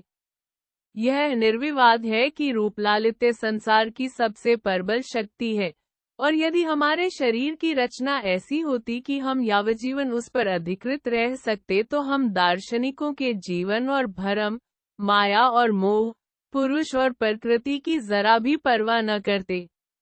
लेकिन मित्र, मुझे यह देखकर आश्चर्य होता है कि तुम अपनी कुटी छोड़कर केवल थायस की चचार करने के लिए आए हो। यह कहकर निसियास ने एक ठंडी सांस खींची। पापनाशी ने उसे भीतर नेत्रों से देखा।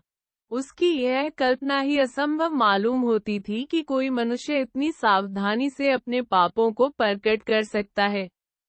उसे जरा भी आश्चर्य न होता अगर जमीन फट जाती और उसमें से अग्निज्वाला निकलकर उसे निगल जाती। लेकिन जमीन स्थिर बनी रही और निसियास हाथ पर मस्तक रखे चुपचाप बैठा हुआ अपने पूर्व जीवन की स्मृतियों पर मलान मुख से मुस्कराता रहा।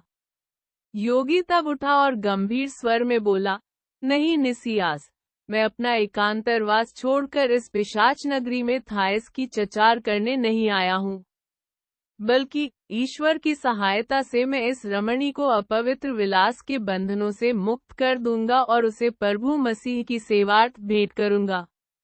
अगर निराकार ज्योति ने मेरा साथ न छोड़ा तो थायस अवश्य इस नगर को त्याग कर किसी वनिताश्रम में प्रवेश करेगी। निसियास ने उत्तर दिया, मधुर कलाओं और लालित्य की देवी वीनस को रुष्ट करते हो तो सावधान रहना। उसकी शक्ति अपार है और यदि तुम उसकी प्रधान उपासिका को ले जाओगे तो वह तुम्हारे ऊपर वज्रघात करेगी। पापनाशी बोला, प्रभु मसीह मेरी रक्षा करेंगे। मेरी उनसे यह भी प्रार्थना है कि वह तुम्हारे हृदय में धर्म की ज्योति प्रकाशित करे और तुम उस अंधकार में कूप में से निकल आओ जिसमें पड़े हुए एड़ियां रगड़ रहे हो। यह कहकर वह गर्व से मस्तक उठाए बाहर निकला। लेकिन निसियास भी उसके पीछे चला। द्वार पर आते उसे पा लिया और तब अपना हाथ उसके कंधे पर रखकर उसके कान में बोला, देखो वीनस को क्रुद्ध मत करना। उसका प्रत्याघात अत्यंत भीषण होता है। किंतु पापनाशी ने इस चेतावनी को तुच्छ समझा, सिर फेर कर भी न देखा। वह निसियास को पतित समझता था, लेकिन जिस बात से उसे जलन होती थी वह यह थी कि मेरा पुराना मित्र थाइस का परिमात्र रह चुका है। उसे ऐसा अनुभव होता था कि इससे घोर अपराध हो ही नहीं सकता। अब से वह निसियास को संसार का सबसे अधम, सबसे घृणित प्राणी समझने लगा। उसने भ्रष्टाचार से सदैव नफरत की थी, लेकिन आज के पहले यह पाप उसे इतना नारकीय कभी न प्रतीत हुआ था। उसकी समझ में प्रभु मसीह के क्रोध और स्वर्ग दूतों के तिरस्कार का इससे निंद्य और कोई विषय ही न था। उसके मन में थाइस को इन विलासियों से बचाने के लिए और भी तीव्र आकांक्षा जागृत हुई। अब बिना एक क्षण विलंब किए मुझे थॉमस से भेंट करनी चाहिए। लेकिन अभी मध्याह्न काल था और जब तक दोपहर की गर्मी शांत न हो जाए, थाइस के घर जाना उचित न था। पापनाशी शहर की सड़कों पर घूमता रहा। आज उसने कुछ भोजन न किया था जिसमें उस पर ईश्वर की दया दृष्टि रहे। कभी वह दीनता से आंखें जमीन की ओर झुका लेता था और कभी अनुरक्त होकर आकाश की ओर ताकने लगता था। कुछ देर इधर उधर निष्प्रयोजन घूमने के बाद वह बंदरगाह पर जा पहुंचा। सामने विस्तृत बंदरगाह था, जिसमें असंख्य जलयान और नौकाएं लंगर डाले पड़ी हुई थी, और उनके आगे नीला समुद्र श्वेत चादर ओए हंस रहा था। एक नौक ने, जिसकी पतवार पर एक अप्सरा का चित्र बना हुआ था, अभी लंगर खोला था। डाए पानी में चलने लगे। मांझियों ने गाना आरंभ किया और देखते देखते वह श्वेत वस्त्रधारिणी जलकन्या योगी की दृष्टि में केवल एक स्वप्न चित्र की भांति रह गई। बंदरगाह से निकलकर वह अपने पीछे जगमगाता हुआ जलमार्ग छोड़ती खुले समुद्र में पहुंच गई। पापनाशी ने सोचा, मैं भी किसी समय संसार सागर पर गाते हुए यात्रा करने को उत्सुक था, लेकिन मुझे शीघ्र ही अपनी भूल मालूम हो गई। मुझ पर अप्सरा का जादू न चला। इन्हीं विचारों में मग्न वह रस्सियों की गेंदुली पर बैठ गया। निद्रा से उसकी आंखें बंद हो गईं। नींद में उसे एक स्वप्न दिखाई दिया। उसे मालूम हुआ कि कहीं से तुरहियों की आवाज कान में आ रही है। आकाश रक्तवर्ण हो गया है। उसे ज्ञात हुआ कि धर्माधर्म के विचार का दिन आ पहुंचा। वह बड़ी तन्मयता से ईशवंदना करने लगा। इसी बीच में उसने एक अत्यंत भयंकर जंतु को अपनी ओर आते देखा, जिसके माथे पर प्रकाश का एक सलीब लगा हुआ था। पापनाशी ने उसे पहचान लिया, सिलसिली की पिशाच मूर्ति थी। उस जंतु ने उसे दांतों के नीचे दबा लिया और उसे लेकर चला, जैसे बिल्ली अपने बच्चे को लेकर चलती है। इस भांति वह जंतु पापनाशी को कितने ही द्वीपों से होता, नदियों को पार करता, पहाड़ों को फांदता, अंत में एक निर्जन स्थान में पहुंचा, जहां दहकते हुए पहाड़ और झुलसते राख के ढेरों के सिवाय और कुछ नजर न आता था। भूमि कितने ही स्थलों पर फट गई थी और उसमें से आग की लपट निकल रही थी। जंतु ने पापनाशी को धीरे से उतार दिया और कहा, देखो। पापनाशी ने एक खोह के किनारे झुककर नीचे देखा। एक आग की नदी पृथ्वी के अंतस्थल में दो काले काले पर्वतों के बीच से बह रही थी। वहां धुंधले प्रकाश में नरक के दूत पापात्माओं को कष्ट दे रहे थे। इन आत्माओं पर उनके मृत शरीर का हल्का आवरण था, यहाँ तक कि वह कुछ वस्त्र भी पहने हुए थी। ऐसे दारुण कष्टों में भी यह आत्माएं बहुत दुखी न जान पड़ती थी। उनमें से एक, जो लंबी, गौरवर्ण, आंखें बंद किए हुए थी, हाथ में एक तलवार लिए जा रही थी। उसके मधुर स्वरों से समस्त मरुभूमि गूंज रही थी। वह देवताओं और शूरवीरों की विरुदावली गा रही थी। छोटे छोटे हरे रंग के दैत्य उनके होंठ और कंठ को लाल लोहे की सलाखों से छेद रहे थे। यह अमर कवि होमर की प्रतिच्छाया थी। वह इतना कष्ट झेलकर भी गाने से बाज न आती थी। उसके समीप ही अंकगोरस, जिसके सिर के बाल गिर गए थे, धूल में परकाल से शक्लें बना रहा था। एक दैत्य उसके कानों में खौलता हुआ तेल डाल रहा था, पर उसकी एकाग्रता को भंग न कर सकता था। इसके अतिरिक्त पापनाशी को और कितनी ही आत्माएं दिखाई दी जो जलती हुई नदी के किनारे बैठी हुई उसी भांति पठन पाठन, वाद प्रतिवाद, उपासना ध्यान में मग्न थी, जैसे यूनान के गुरुकुलों में गुरु शिष्य किसी वृक्ष की छाया में बैठकर किया करते थे। वृद्ध टिमाक्लीज ही सबसे अलग था और भ्रांतिवादियों की भांति सिर हिला रहा था। एक दैत्य उसकी आंखों के सामने एक मशाल हिला रहा था, किंतु टिमाक्लीज आंखें ही न खोलता था। इस दृश्य से चकित होकर पापनाशी ने उस भयंकर जंतु की ओर देखा जो उसे यहाँ लाया था। कदाचित उससे पूछना चाहता था कि यह क्या रहस्य है, पर वह जंतु अदृश्य हो गया था और उसकी जगह एक स्त्री मुंह पर नकाब डाले खड़ी थी। वह बोली, योगी, खूब आंखें खोलकर देख। इन भ्रष्ट आत्माओं का दुरागा इतना जटिल है कि नरक में भी उनकी भ्रांति शांत नहीं हुई। यहाँ भी वह उसी माया के खिलौने बने हुए हैं। मृत्यु ने उनके भरम जाल को नहीं तोड़ा, क्योंकि प्रत्यक्ष ही, केवल मर जाने से ही ईश्वर के दर्शन नहीं होते। जो लोग जीवन भर अज्ञान अंधकार में पड़े हुए थे, वह मरने पर भी मूर्ख ही बने रहेंगे। यह दैत्यगण ईश्वरीय न्याय के यंत्र ही तो हैं। यही कारण है कि आत्माएं उन्हें न देखती हैं न उनसे भयभीत होती हैं। वह सत्य के ज्ञान से शून्य थे, अतएव उन्हें अपने अकर्मों का भी ज्ञान न था। उन्होंने जो कुछ किया अज्ञान की अवस्था में किया। उन पर वह दोषारोपण नहीं कर सकता, फिर वह उन्हें दंड भोगने पर कैसे मजबूर कर सकता है? पापनाशी ने उत्तेजित होकर कहा, ईश्वर सर्वशक्तिमान है, वह सब कुछ कर सकता है। नकाबपोश स्त्री ने उत्तर दिया, नहीं, वह असत्य को सत्य नहीं कर सकता। उसको दंड भोग के योग्य बनाने के लिए पहले उनको अज्ञान से मुक्त करना होगा, और जब वह अज्ञान से मुक्त हो जाएंगे तो वह धर्मात्माओं की श्रेणी में आ जाएंगे। पापनाशी उद्विग्न और ममाहत होकर फिर खोह के किनारों पर झुका। उसने निसियास की छाया को एक पुष्पमाला सिर पर डाले और एक झुलसे हुए मेहंदी के वृक्ष के नीचे बैठे देखा। उसकी बगल में एक अति रूपवती वेश्या बैठी हुई थी और ऐसा विदित होता था कि वह प्रेम की व्याख्या कर रहे हैं। वेश्या की मुखशी मनोहर और अप्रतिम थी। उन पर जो अग्नि की वर्षा हो रही थी वह उसकी बूंदों के समान सुखद और शीतल थी, और वह झुलसती हुई भूमि उनके पैरों से कोमल तृण के समान दब जाती थी। यह देखकर पापनाशी की क्रोधाग्नि जोर से भड़क उठी। उसने चिल्लाकर कहा, ईश्वर, इस दुराचारी पर वज्रघात कर। यह निसियास है, उसे ऐसा कुचल कि वह रोए, कराहे और क्रोध से दांत पीसे। उसने थायस को भ्रष्ट किया है। सहसा पापनाशी की आंखें खुल गईं। वह एक बलिष्ठ मांझी की गोद में था। मांझी बोला, बस मित्र, शांत हो जाओ।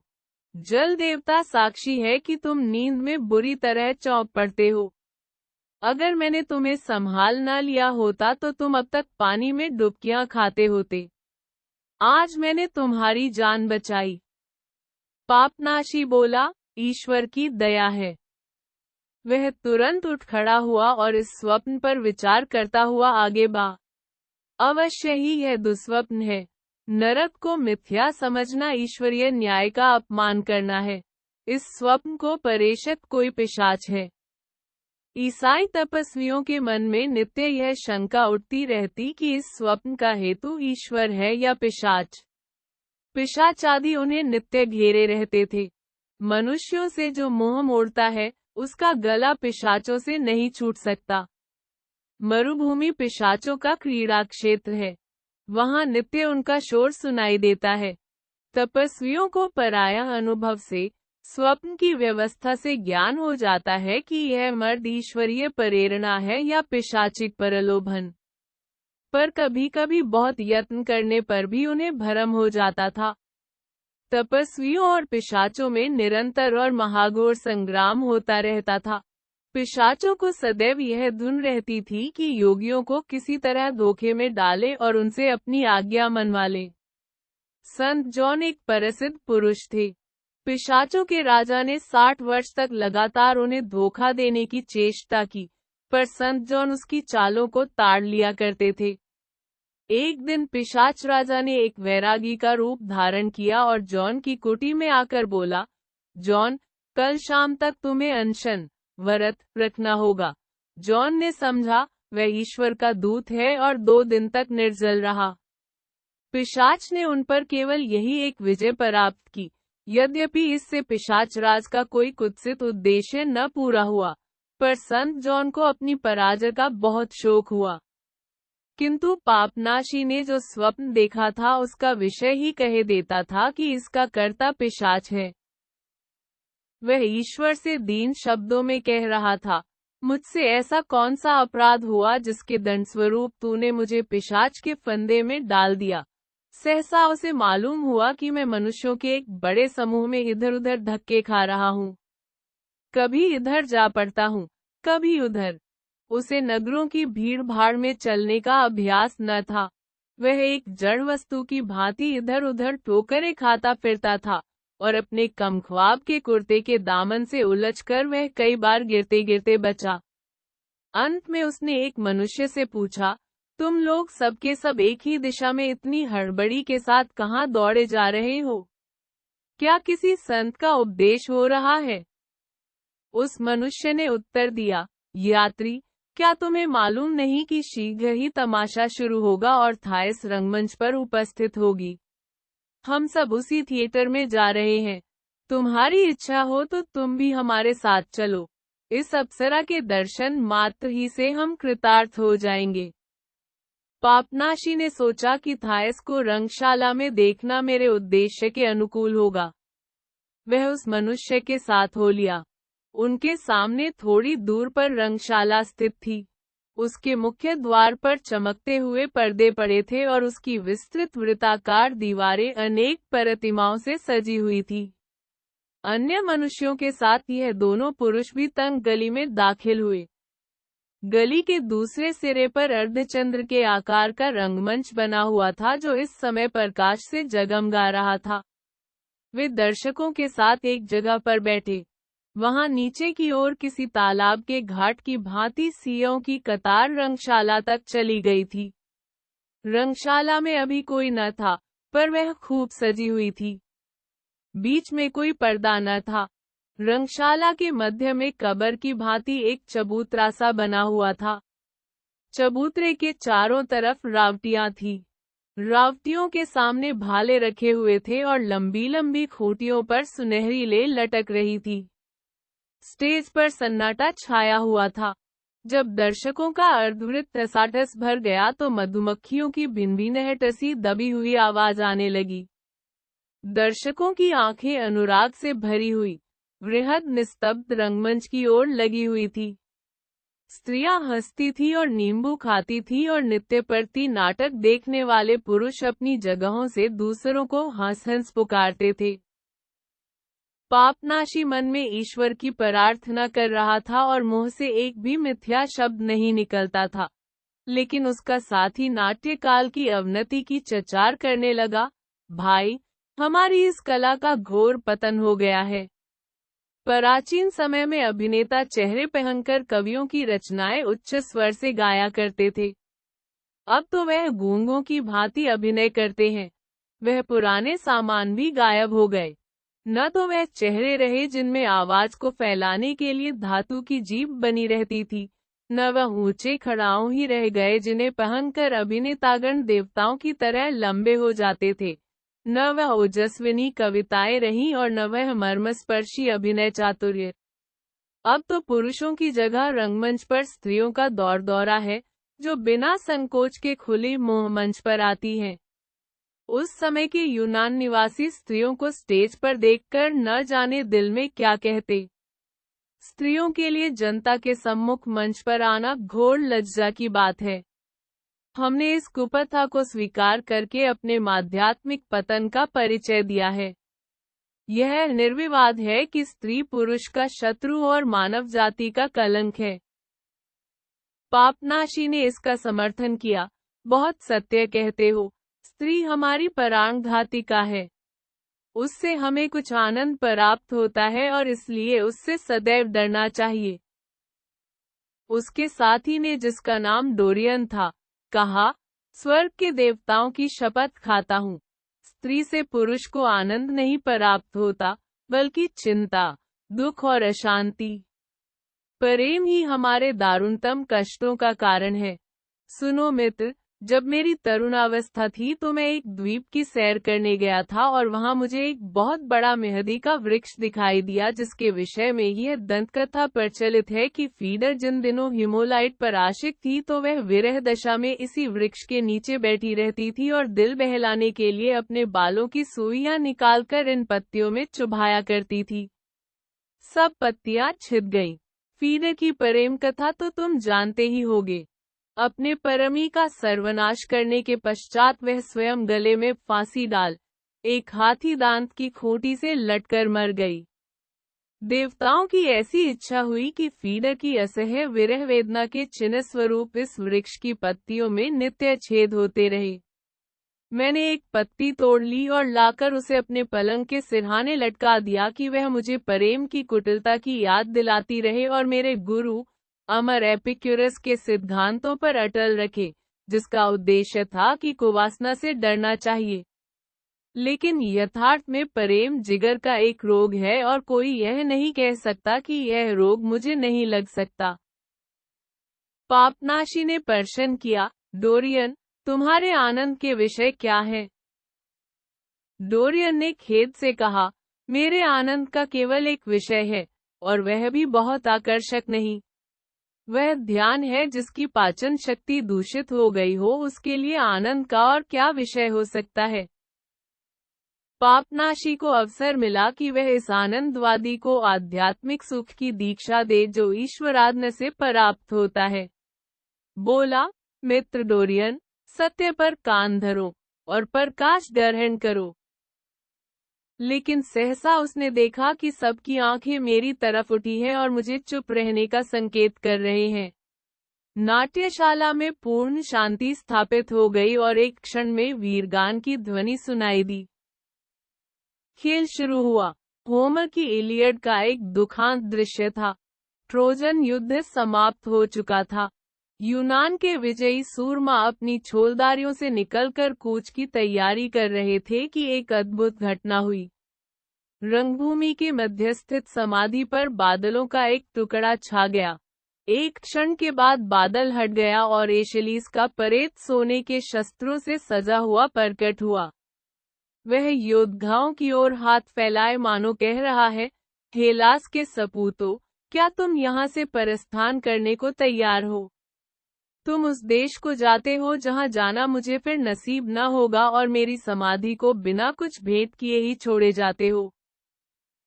यूनान के वीर सामंत, जिनमें वृद्ध नेस्टर, अगामेमनन, उलाइसिस आदि थे, समाधि के समीप आकर इस घटना को देखने लगे। पिर्रस ने, जो एशलीस का युवक पुत्र था, भूमि पर मस्तक झुका दिया। उलिस ने ऐसा संकेत किया जिससे विदित होता था वह मृतात्मा की इच्छा से सहमत है। उसने अगामेमनन से अनुरोध किया, हम सबों को एशलीस का यश मानना चाहिए, क्योंकि हेलास ही की मानरक्षा में उसने वीरगति पाई है। उसका आदेश है कि परायम की पुत्री कुमारी पॉलिक्सेना मेरी समाधि पर समर्पित की जाए। यूनान वीरों, अपने नायक का आदेश स्वीकार करो। किंतु सम्राट अगामेमनन ने आपत्ति की, ट्रोजन की कुमारियों की रक्षा करो। परायम का यशस्वी परिवार बहुत दुख भोग चुका है। उसकी आपत्ति का कारण यह था कि वह उलाइसिस के अनुरोध से सहमत है। निश्चय हो गया कि पॉलिक्सेना एशलीस को बलि दी जाए। मृत आत्मा इस भांति शांत होकर यमलोक को चली गई। चरित्रों के वार्तालाप के बाद कभी उत्तेजक और कभी करुण स्वरों में गाना होता था। अभिनय का एक भाग समाप्त होते ही दर्शकों ने तालियां बजाई। पापनाशी जो प्रत्येक विषय में धर्म सिद्धांतों का व्यवहार किया करता था, बोला, अभिनय से सिद्ध होता है कि सत्यहीन देवताओं का उपासक कितने निर्दयी होते हैं। डोरियन ने उत्तर दिया, यह दोष प्रायः सभी मतवादों में पाया जाता है। सौभाग्य से महात्मा एपिग्यूरस ने, जिन्हें ईश्वरीय ज्ञान प्राप्त था, मुझे अदृश्य की मिथ्या शंकाओं से मुक्त कर दिया। इतने में अभिनय फिर शुरू हुआ। हेक्युबा, जो पॉलिक्सेना की माता थी, उस छोलदारी से बाहर निकली जिसमें वह कैद थी। उसके श्वेत केश बिखरे हुए थे, कपड़े फटकर तार-तार हो गए थे। उसकी शोक मूर्ति देखते ही दर्शकों ने वेदनापूर्ण आह भरी। हेक्युबा को अपनी कन्या के विषाद में अंत का एक स्वप्न द्वारा ज्ञान हो गया था। अपने और अपनी पुत्री के दुर्भाग्य पर वह सिर पीटने लगी। उलाइसिस ने उसके समीप जाकर कहा, पॉलिक्सेना पर से अपना मातृ स्नेह अब उठा लो। वृद्धा स्त्री ने अपने बाल नोच लिए, मुंह का नखों से खसोटा और निर्दयी योद्धा उलाइसिस के हाथों को चूमा, जो अब भी दयाशून्य शांति से कहता जान पड़ता था, हेक्युबा, धैर्य से काम लो। जिस विपत्ति का निवारण नहीं हो सकता, उसके सामने सिर झुकाओ। हमारे देश में भी कितनी ही माताएं अपने पुत्रों के लिए रोती रही हैं जो आज यहाँ वृक्षों के नीचे मोहनिद्रा में मग्न हैं। और हेक्युबा ने, जो पहले एशिया के सबसे समृद्धिशाली राज्य की स्वामिनी थी और इस समय गुलामी की बेड़ियों में जकड़ी हुई थी, नैराश्य से धरती पर सिर पटक दिया। तब छोलदारियों में से एक के सामने का पर्दा उठा और कुमारी पॉलिक्सेना प्रकट हुई। दर्शकों में एक सनसनीसी दौड़ गई। उन्होंने थायस को पहचान लिया। पापनाशी ने उस वेश्या को फिर देखा जिसकी खोज में वह आया था। वह अपने गोरे हाथ से भारी पर्दे को ऊपर उठाए हुए थी। वह एक विशाल प्रतिमा की भांति स्थिर खड़ी थी। उसके अपूर्व लोचनों से गर्व और आत्मोत्सर्ग झलक रहा था और उसके प्रदीप्त सौंदर्य से समस्त दर्शक वृंद एक निरुपाय लालसा के आवेग से थर्रा उठे। पापनाशी का चित्त व्यग्र हो उठा। छाती को दोनों हाथों से दबाकर उसने एक ठंडी सांस ली और बोला, ईश्वर, तूने एक प्राणी को खोकर इतनी शक्ति प्रदान की है। किंतु डोरियन जरा भी अशांति न हुआ। बोला, वास्तव में जिन परमाणुओं के एकत्र हो जाने से इस स्त्री की रचना हुई है उसका संयोग बहुत ही नयनाभिराम है। लेकिन यह केवल प्रकृति की एक क्रीड़ा है और परमाणु जड़ वस्तु है। किसी दिन वह स्वाभाविक रीति से विच्छिन्न हो जाएंगे। जिन परमाणुओं से लैला और क्लियोपेट्रा की रचना हुई थी वह अब कहाँ है? मैं मानता हूँ कि स्त्रियां कभी कभी बहुत रूपवती होती हैं, लेकिन वह भी तो विपत्ति और घृणोत्पादक अवस्थाओं के वशीभूत हो जाती हैं। बुद्धिमानों को यह बात मालूम है, यद्यपि मूर्ख लोग इस पर ध्यान नहीं देते। योगी ने भी थायस को देखा, दार्शनिक ने भी। दोनों के मन में भिन्न भिन्न विचार उत्पन्न हुए। एक ने ईश्वर से फरियाद की, दूसरे ने उदासीनता से तत्व का निरूपण किया। इतने में रानी हेक्युबा ने अपनी कन्या को इशारों से समझाया, मानो कह रही है, इस हृदयहीन उलाइसिस पर अपना जादू डाल। अपने रूप लावण्य, अपने यौवन और अपने अश्रु प्रवाह का आश्रय ले। थायस या कुमारी पॉलिक्सेना ने छोलदारी का पर्दा गिरा दिया। तब उसने एक कदम आगे बढ़ाया, लोगों के दिल हाथ से निकल गए। और जब वह गर्व से तालों पर कदम उठाती हुई उलाइसिस की ओर चली तो दर्शकों को ऐसा मालूम हुआ मानो वह सौंदर्य का केंद्र है। कोई आपे में न रहा। सबकी आंखें उसी ओर लगी हुई थी। अन्य सभी का रंग उसके सामने फीका पड़ गया। कोई उन्हें देखता भी न था। उलाइसिस ने मुंह फेर लिया और मुंह चादर में छिपा लिया कि इस दया भिखारिनी के नेत्र कटाक्ष और प्रेमलिंगन का जादू उस पर न चले। पॉलिक्सेना ने उससे इशारों से कहा, मुझसे क्यों डरते हो? मैं तुम्हें प्रेम पाश में फंसाने नहीं आई हूँ। जो अनिवार्य है वह होगा। उसके सामने सिर झुकाती हूँ। मृत्यु का मुझे भय नहीं है। प्रायम की लड़की और वीर हेक्टर की बहन, इतनी गई गुजरी नहीं है कि उसकी शैया, जिसके लिए बड़े बड़े सम्राट लालायित रहते थे, किसी विदेशी पुरुष का स्वागत करे। मैं किसी की शरणागत नहीं होना चाहती। हेक्युबा, जो अभी तक भूमि पर अचेतसी पड़ी थी, सहसा उठी और अपनी प्रिय पुत्री को छाती से लगा लिया। यह उसका अंतिम नैराश्यपूर्ण आलिंगन था। प्रतिवंचित मातृ हृदय के लिए संसार में कोई अवलंब न था। पॉलिक्सेना ने धीरे से माता के हाथों से अपने को छुड़ा लिया, मानो उससे कह रही थी, माता, धैर्य से काम लो। अपने स्वामी की आत्मा को दुखी मत करो। ऐसा क्यों करती हो कि यह लोग निर्दयता से जमीन पर गिरकर मुझे अलग कर लें। थाइस का मुखचंद्र इस शोकावस्था में और भी मधुर हो गया था, जैसे मेघ के हल्के आवरण से चंद्रमा। दर्शक वृंद को उसने जीवन के आवेशों और भावों का कितना अपूर्व चित्र दिखाया। इससे सभी मुग्ध थे। आत्मसम्मान, धैर्य, साहस आदि भावों का ऐसा अलौकिक, ऐसा मुग्धक दिग्दर्शन कराना थाइस का ही काम था। यहाँ तक कि पापनाशी को भी उस पर दया आ गई।